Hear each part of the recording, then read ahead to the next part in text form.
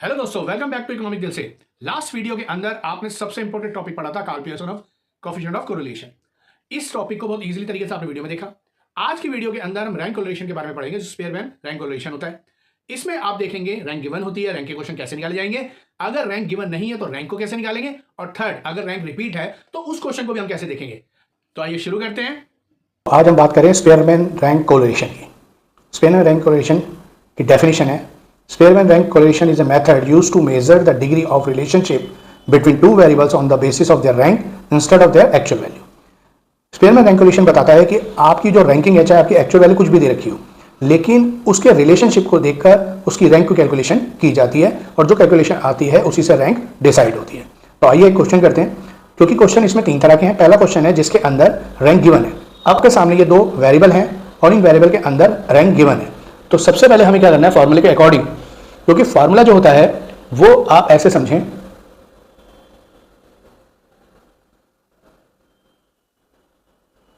Coefficient of correlation. अब इसको हम आर कैसे होता है 1 minus 6 sigma D square upon में n 3 n। तो ये आपका होता है। अब ये जो d है तो आपको पहले d निकालना है। तो d कैसे निकलता है, आपको रैंक, ये आपकी रैंक 1 हो गई और ये आपकी रैंक 2 हो गई। d जो निकलेगा R1 माइनस R2। तो 2 minus 1 is equal to 1, 1 minus 3 is equal to minus 2, 4 minus 2 is equal to 2, 3 minus 4 is equal to minus 1, 5 minus 5 is equal to 0, and 7 minus 6 is equal to 1, and 6 minus 7 is equal to minus. तो ये आपका d निकल गया। अब आप क्या करेंगे, d square करेंगे। 1 को 1 से गया 1, माइनस 2 माइनस 3 4, 4 1 0 1। तो ये वैल्यू आपके सामने आ गई। अब आप क्या करेंगे, इसका टोटल करेंगे। अब यहाँ पे आप देख रहे हैं टोटल जो आ रहा है हमारा 12 आ रहा है। तो हम क्या लिखेंगे, sigma D square is equal to 12। क्योंकि ये n नंबर है तो ये n जो है हमारे एक तरह से मान लीजिए वो 7 है। अब यहाँ पर आप फार्मूला पुट करेंगे 1 माइनस 6, सिग्मा डी का क्या है आपका 12, n आपके सामने क्या है 7, ये हो गया आपका, और ये माइनस 7, 1 माइनस ये आपका 72 आ गया। इसको आप करेंगे तो 343 माइनस 7। अगर हम इसको ऐसे देखें कैलकुलेशन में तो 1 माइनस 72 अपॉन में 366 आ गया। अब आपको क्या करना है, इनको डिवाइड कर लेना है और आपका आंसर आ जाएगा। 1 माइनस इसको आप कैलकुलेशन करेंगे अगर तो ये 6 से जा सकता है, 12 6 जा, तो यहाँ 2 हो गया और यहाँ आपका 5 और 6 हो गया। ये 4 3 जा 12 और ये आपका 14, तो 0.21, और यहाँ तो आपका आंसर आएगा 0.7 है। तो ये हमारा। अब यहाँ पर आपका एक सेकंड क्वेश्चन है जिसके अंदर कुछ नंबर्स दे रखे हैं। तो इसमें क्या करना है, हमें रैंक निकालना होगा। पहले वाले क्वेश्चन के अंदर रैंक गिवन थी, इसमें हमें क्वेश्चन में रैंक निकालना है। तो हम क्या करेंगे, R1 R2। अब इसमें आप देख रहे हैं सबसे जो रैंक निकालने का तरीका है, तो आप दो तरीके से रैंक निकाल सकते हैं। एक तो ये है कि भाई सबसे छोटा डिजिट जो है उसको आप नंबर 1 मान लें, उससे नंबर आप 2 देखें तो ये हमारा 42 का आरम, इसको 3 मान लें, इसको 4 मान लें, इसको 5 मान लें,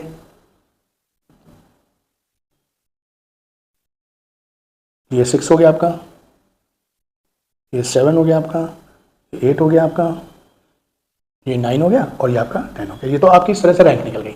अब इसमें आपने रैंक देखना है, तो सबसे छोटा डिजिट 1 है, फिर आपका 45 2, फिर ये 45 3, 4 5 6 7 8, और ये आपका 9, और ये आपका 10। तो इस तरह से आपकी दोनों रैंक निकल गई। अब आपने उसी तरह डी निकालना है, R1 माइनस R2, इन दोनों को करना है आपने। तो ये -2, ये 2 0 1 0 1 1 0 -2 और -1। अब इसमें क्या करना है आपने, डी स्क्वायर करना है।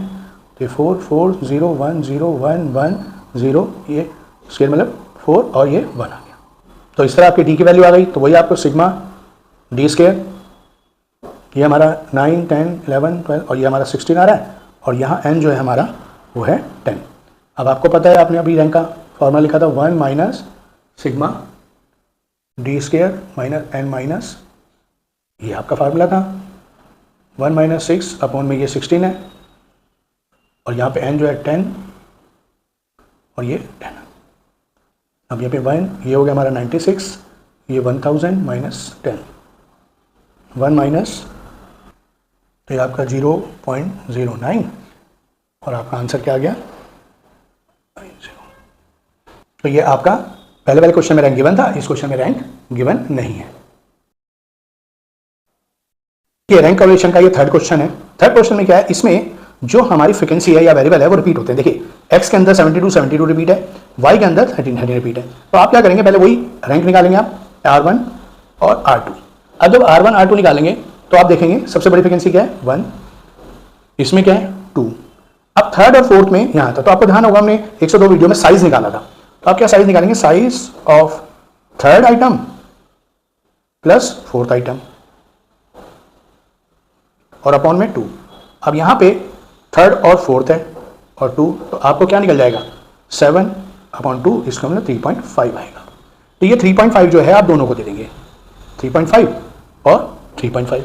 अब यहाँ पे बाकी ये 5, ये 6 और ये 7 और ये 8। रैंक आप छोटे से बड़ा या बड़े से छोटा कोई भी दे सकते हैं, बेस्ट जो होता है बड़े नंबर को दिया जाता है, लेकिन आंसर इसमें वैसे ही आएगा। अब इसी में इस तरह देखेंगे आप तो आपको इसमें भी वही नजर आएगा। पहला रैंक जो है 1 हो गया ये आपका, फिर आपका ये 2 हो गया, ये 3 हो गया। अब आप देखिए 4th 5th 6th, 4 5 6, तो वही तरीका है इसमें भी, 4th आइटम 5 आइटम और 6 आइटम और 3 से डिवाइड कर लें आप, तो इसका टोटल क्या आ रहा है 15 और यहाँ 3, तो ये आपका क्या आ गया 5, यानी आप 5 तीनों नंबर को दे देंगे। तो ये भी 5 हो गया, ये भी 5 हो गया और ये भी 5 हो गया आपका। और फिर आपको जो बचा 7 और 8, क्योंकि 5 4 5 6 4 5 6 7 8 इस तरह से निकल गया। अब आप क्या निकलेंगे, डी निकालेंगे, R1 माइनस R2 का -7 -5, ये आपका -0.5 -0.5 0 4 4 और 7। यहाँ आप डी स्क्वायर निकालेंगे, डी स्क्वायर का मतलब यहाँ ये 7 है तो ये हो जाएगा 49, ये आपका 25। 15 का रूट जो आप देखें तो ये होता है, इसमें 0.1 के बाद है तो 2 के बाद लग जाएगा, ये भी सेम ये आ जाएगा 0 16 16 49।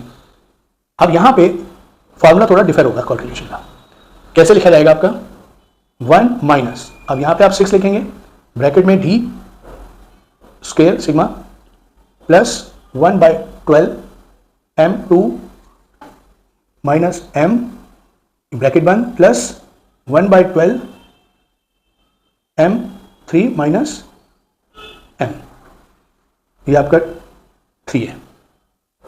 अब इसमें ये m जो है ना, ये क्यों फ्रीक्वेंसी, क्योंकि 2 फ्रीक्वेंसी रिपीट हो रही है उस हिसाब से।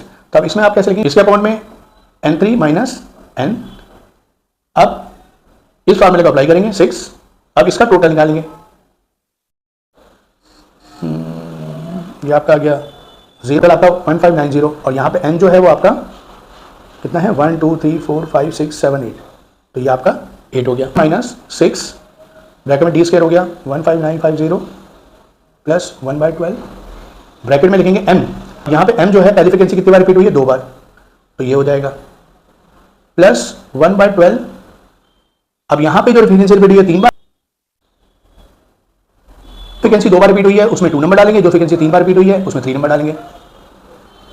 अब यहाँ पे n जो है वो ये हो जाएगा और ये 1 माइनस। अब थोड़ा अगर इसको हम अगर करेंगे तो देखिए 6 इसको 2 को तो 8 में से 6 हुआ और ये आपका 6/12 हो जाएगा। देख रहे हैं कैलकुलेशन करके 6/12 हो जाएगा और 6/12 को आप जब करेंगे तो 0.5 आएगा प्लस। अब यहाँ 6.2 आ जाएगा और यहाँ पे आप करेंगे 3 3 9 9 में 6 और ये, तो ये आपका आ जाएगा 2, ये हो गया आपका। और यहाँ आपका नीचे जो हो जाएगा 8 8 64 64 8 512 और -8 1 माइनस। अब ये हम टोटल कर लें,